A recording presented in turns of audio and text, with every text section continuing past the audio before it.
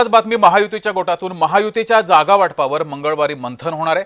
मनपा निवडणुकीच्या जागा वाटपावर हे बैठक होणार आहे। भाजपाच्या दादरमधील पक्ष कार्यालयात दुपारी 2 वाजता या बैठकीचे आयोजन केले गेले आहे। भाजपा 150 जागा लढवण्याच्या तयारीत असल्याचा दावा केलाय, तर शिवसेना 100 जागा लढवणार असल्याचा दावा हा केला गेलाय।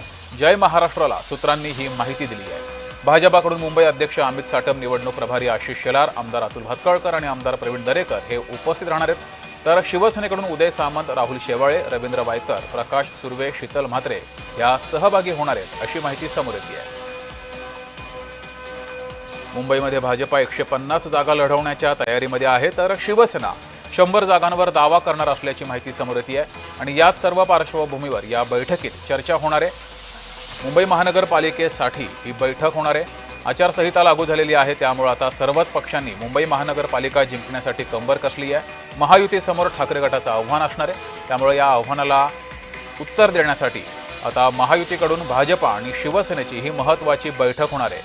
मनपा निवडणुकीच्या पार्श्वभूमीवर जागा वाटपासंदर्भात या बैठकीत चर्चा होईल।